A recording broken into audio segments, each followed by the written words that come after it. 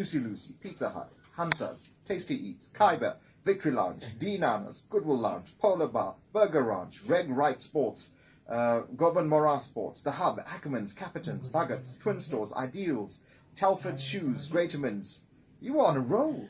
You know, when I write like that, and I often do that, I just put my hand on a keyboard and I start typing. And it's nothing that I think about, it's nothing that I go back and edit. I just put my hand on a keyboard and I actually let myself, you know, there's that saying, Khalil Gibran, comes through us and not from us. I honestly feel that, really. It's just, those are all the places I've been to and experienced in our lives. WhatsApp message, good evening Mr. AK and to Buddy. I'm on my way to Limpopo with my church passengers, but I always make a plan to tune in to Walk the Talk. I want to know from the both of you, the area next to the current Suncoast, where the army base was. So that was the old Natal Command, yes, right? Natal Command. Who does it belong to? And any idea how to get hold of who knows the owners? Was that part of the Casbah setup? No. So there was, you know, we've never seen behind that walls in our lifetime until the Natal Command ceased functioning. Yeah. That walls was totally closed off. We didn't know what was happening. If you're going to the Suncoast, there's a little cottage. Have you seen it? I have. I mean, that's probably a chapel for the soldiers. Yes, that went to. You know, if those walls didn't come down, we would never have seen that. So right now, I do know the city is trying to sell it to somebody, but I don't know what's going on. There were plans to open up a film studio, I think, with Anand Singh. That's right, yeah. But I'm not too sure as to what the current status is, Tyrone. So you know, you may have to just do some further investigations. And then here's an interesting one, Alan. I wonder if my story has any bearing on your discussion with Buddy tonight.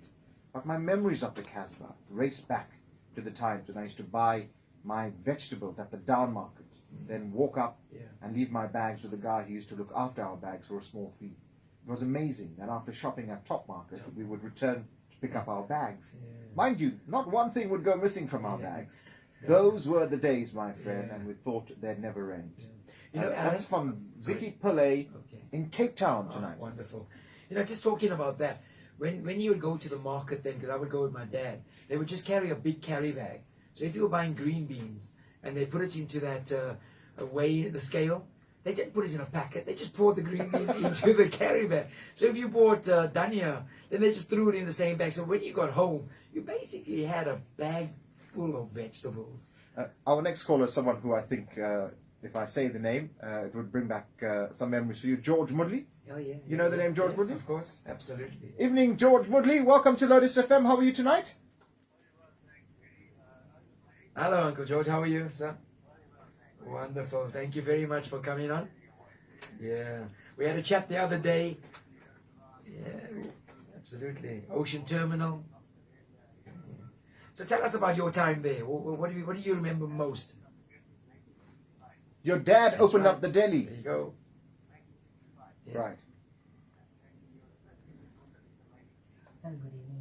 There was a hotel as well, eh?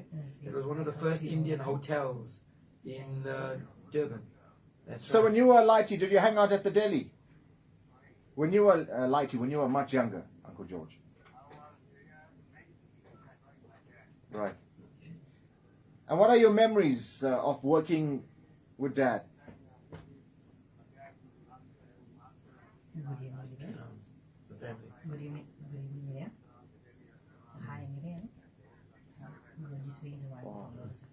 Before it became the deli, Uncle George, before it became the deli, what was it called?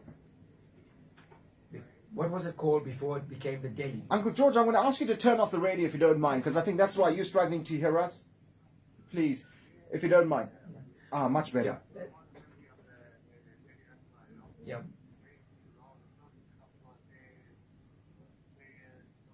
That's right.